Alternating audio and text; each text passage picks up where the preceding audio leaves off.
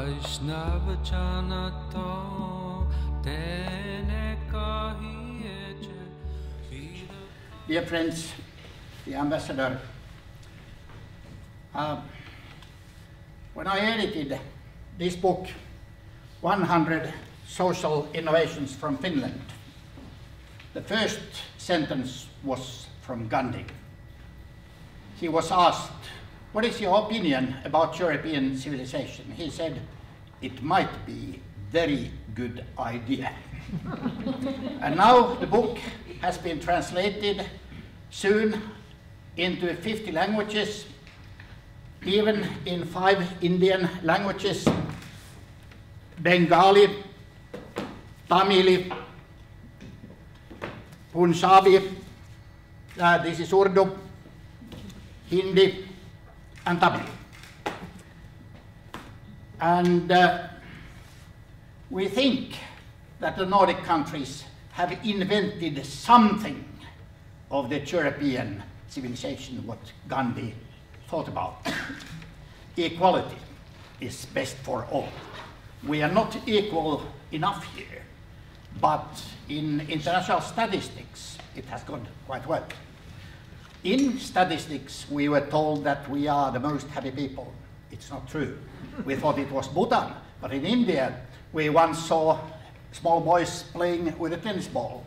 And so it was a not very good one, so we bought for them 10 new ones.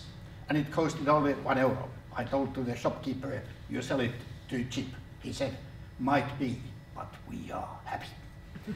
In any case, between Gandhi and Finland, there is a connection. Gandhi got influence in South Africa from Finland, 1902. We did not have an army, no conscription.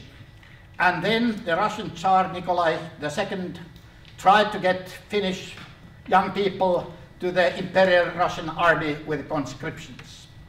There started a very well-known passive resistance movement. Over 60% of the Finnish male population did not go to the place. Gandhi knew that. And it's one of the perhaps 200 different examples of nonviolent resistance in the world. Gene Sharp, who just was passed away, made a book on nonviolence, from dictatorship to democracy, in 40 languages. In many countries, it's forbidden because there are these examples. Nonviolent without arms.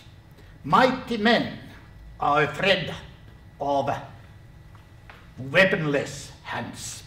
Is one of the best poets in Finland.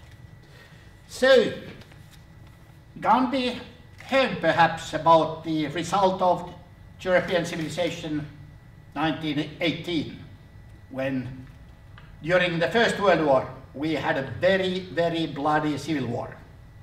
That is why Gandhi was not well known here. There was no book, no articles, only some philosophers knew about him. His autobiography was translated in late 40s, but never published. And the first book, excerpts of his thoughts, came in 55. But then we started a very strong peace movement in the spirit of Gandhi, Bertrand Russell, and Einstein. 1963, Committee of 100, which demanded unilateral disarmament of Finland. 40 people established it. Where are the 40? One became a president. One became a prime minister. 2 became ministers of foreign affairs. 3 professors.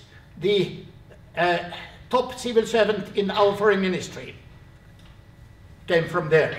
The top civil servant of our 3 presidents came from that group. I'm the only one who went to a mental hospital, but has worked in the peace movement. So we started also a peace books publishing company. And we have published in this country, with about 6 million people, over 300 books about peace. And one of the first one was Gandhi's thoughts, Gandhi's articles. the first one. But later on, Gandhi was, when there was 75-year anniversary of the Salt March, 100 educated Finnish youngsters translated it together at the 75-year anniversary of Salt March. And after that, I think everybody knows about Gandhi, Martin Luther King, etc.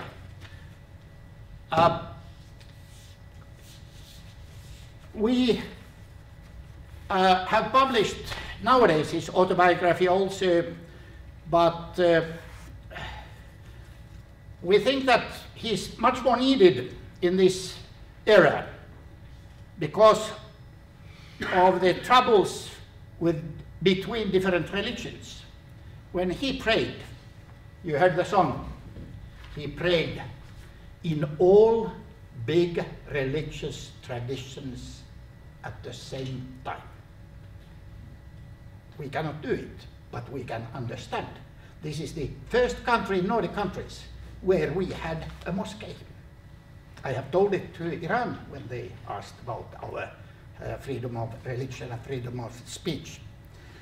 But last but not least, Gandhi's main sentence was, there is no way to peace, road to peace. Peace is the road. And now we are demanding, most countries, majority of the countries, have undersigned the Nuclear Disarmament Treaty in the United Nations. There are still 9 countries which do have nuclear weapons. I think that the non-nuclear countries and those countries which has squit out the nuclear weapons, like Gandhi's first country, South Africa, Ukraine, Belarus, Kazakhstan, and those who stopped the very deep plans they had, Sweden, Australia, Argentina, and Switzerland. They might be the spearhead to the real non-nuclear world. And I think Gandhi would be very happy again if that will happen in our lifetime. As you know, Barack Obama told, we want to have non-nuclear world, although it is not perhaps at my lifetime. It's, as a doctor, I would say, it's like to tell, or some tobacco smoker says, I want to quit off smoking, but not in my lifetime. Thank you.